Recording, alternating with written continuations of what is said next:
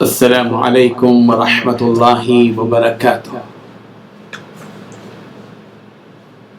الحمد للہ الذی بیدہ الملک والصلاة والسلام علی سید الانبیاء والمرسلین محمد وآلہ وصحبہ اجمعین وبعد۔ حاضرین و ناظرین، یہ درس نمبر 601 ہے۔ سورہ انعام کی 3 آیتوں کی تشریح آج آپ کے سامنے کی جائے گی۔ آیت نمبر 161، 162، 163، 161، 162، 163۔ چلیے سب سے پہلے ان 3 آیتوں کی تلاوت کرتے ہیں، لفظی ترجمے اور ترجمے کے بعد اس کی تشریح کرتے ہیں۔ اعوذ باللہ من الشیطان الرجیم، بسم اللہ الرحمن الرحیم۔ قل اننی ہدانی ربی الی صراط مستقیم دینا قیما ملۃ ابراہیم حنیفا وما کان من المشرکین قل ان صلاتی ونسکی ومحیای ومماتی للہ رب العالمین لا شریک لہ وبذلک امرت وانا اول المسلمین۔ قل کہہ دیجئے، اننی بے شک میں، ہدانی مجھے ہدایت دی، ربی میرے رب نے، الی صراط مستقیم صراط مستقیم کی طرف، دینا یعنی دین، قیما صحیح کی، ملت جو طریقہ ہے ابراہیم کا، حنیفہ اس حال میں کہ وہ رب کا پرستار تھا، وما اور نہیں کانا تھا وہ من المشرکین مشرکوں میں سے۔ قل کہہ دیجئے، ان یقینا صلاتی میری نماز، ونسکی میری قربانی، ومحیایا اور میری زندگی، ومماتی اور میری موت، سب للہ رب العالمین اللہ رب العالمین کے لیے ہے، جس کا کوئی شریک نہیں، لا شریک، اس کا کوئی شریک نہیں، لہو اس کا، وبذالک اور اسی کا، امرت میں حکم دیا گیا ہوں، وانا اور میں اول المسلمین سب سے پہلا مسلمان۔ ترجمہ یوں ہے، کہہ دو کہ مجھے میرے رب نے سیدھا راستہ دکھا دیا ہے، یعنی دین صحیح، مذہب ابراہیم علیہ السلام کا، جو ایک اللہ ہی کی طرف کے تھے اور مشرکوں میں سے نہ تھے۔ یہ بھی کہہ دو کہ میری نماز اور میری عبادت اور میرا جینا اور میرا مرنا اللہ رب العالمین ہی کے لیے ہے، جس کا کوئی شریک نہیں، اور مجھے اسی بات کا حکم ملا ہے اور میں سب سے اول فرما بردار۔ ان 3 آیتوں میں 6 باتیں بتائی گئی ہیں۔ پہلی بات، آپ فرما دیجئے کہ بلا شبہ میرے رب نے مجھے سیدھے راستے کی ہدایت دی ہے۔ دوسری بات، یہ دین مستحکم دین ہے جو ابراہیم کی ملت ہے، جو حق کی راہ اختیار کرنے والے تھے اور شرک کرنے والوں میں سے نہ تھے۔ تیسری بات، آپ فرما دیجئے کہ میری نماز اور میری سب عبادتیں اور میرا جینا اور میرا مرنا سب اللہ ہی کے لیے ہے۔ چوتھی بات، اس کا کوئی شریک نہیں ہے۔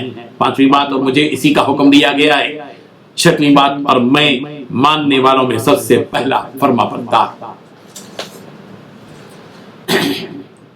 نبی کریم حضرت محمد رسول اللہ صلی اللہ علیہ وسلم کی زبان ببانگ دہل یہ اعلان کیا جا رہا ہے اس ماحول میں جبکہ نبی کریم حضرت محمد رسول اللہ صلی اللہ علیہ وسلم کے سامنے مشرکین تھے، جنہوں نے دین ابراہیم کو مسخ کر دیا تھا۔ حضرت ابراہیم علیہ السلام موحد تھے، توحید پرست تھے، بتوں کی عبادت نہیں کرتے تھے، مگر ان مشرکین نے جو اس بات کے دعوے دار تھے کہ ہم حضرت ابراہیم کی ملت میں سے ہیں اور ان کے دین پر ہیں، یہ جھوٹا دعویٰ ہے، اس لیے کہ انہوں نے بت پرستی شروع کر دی۔ اسی مکہ مکرمہ میں، جس مکہ مکرمہ میں حضرت ابراہیم حضرت اسماعیل نے توحید کا وہ گھر، اللہ کا وہ گھر قائم کیا، خانہ کعبہ، جو توحید کی تعلیم کا علم بردار تھا، مشرکین نے، ان کے بعد والی نسلوں نے وہاں بت پرستی شروع کی، بتوں کو رکھا، 360 بت رکھے ہوئے، بتوں کی عبادت کی۔ اسلام کی حقیقی تصویر کو، حضرت ابراہیم علیہ السلام کے دین کو مسخ کر دیا۔ نبی کریم صلی اللہ علیہ وسلم تشریف لائے، دین حق کا پیغام دیا، مشرکوں نے طرح طرح کی باتیں کی، اور اسی دین حق کے بارے میں انہوں نے یہ کہا کہ یہ دین کہاں سے آ گیا جو ہمارے بتوں کو برا بھلا کہتا ہے۔ اللہ تبارک و تعالیٰ نے پیارے پیغمبر صلی اللہ علیہ وسلم کی زبانی یہ اعلان کروایا، قل کہہ دیجئے پیغمبر، اننی ہدانی ربی، میرے پروردگار نے مجھے ہدایت دی ہے، الی صراط مستقیم، صراط مستقیم کی، سیدھے راستے کی۔ جس راستے پر میں ہوں وہ سیدھا راستہ ہے جو توحید پر، رسالت پر، آخرت پر مبنی ہے۔ اے مشرکو، جس راستے پر تم ہو وہ شرک کا راستہ ہے، خباثت کا راستہ ہے، برا راستہ ہے، خبیث راستہ ہے، ناپاک راستہ ہے، طاغوتی راستہ ہے، شیطانی راستہ ہے۔ دینا قیما ملت ابراہیم، جس دین کو میں تمہارے سامنے پیش کر رہا ہوں، اور جو دین اللہ تبارک و تعالیٰ نے مجھے دیا ہے، صراط مستقیم والا دین، سیدھے راستے والا دین، یہ مضبوط دین ہے، کھوکھلا دین نہیں، ایسے ویسا دین نہیں، مضبوط دین ہے۔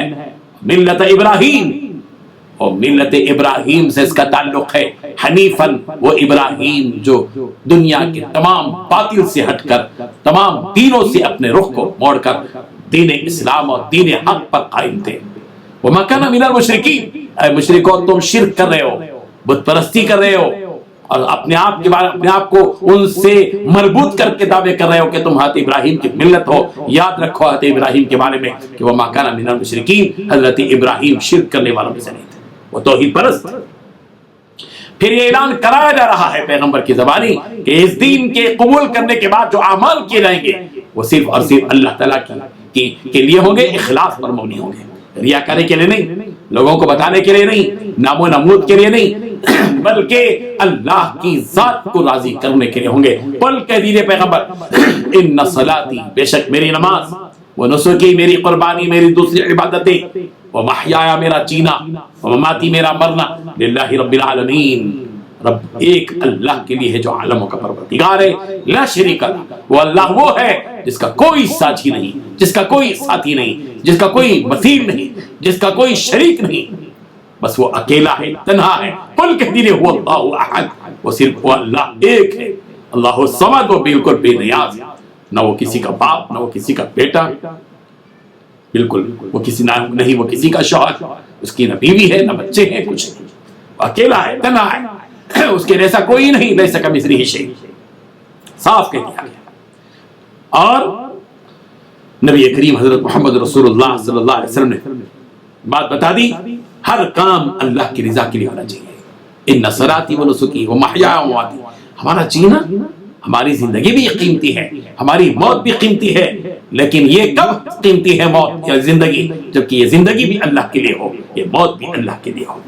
اس لیے اپنی زندگی کو، اپنی عبادتوں کو اللہ تبارک و تعالیٰ ہی کے لیے جائیں، اور اللہ کی ذات کے بارے میں یہ بات سمجھا جائے، لا شریک لہ، اللہ کا کوئی شریک نہیں۔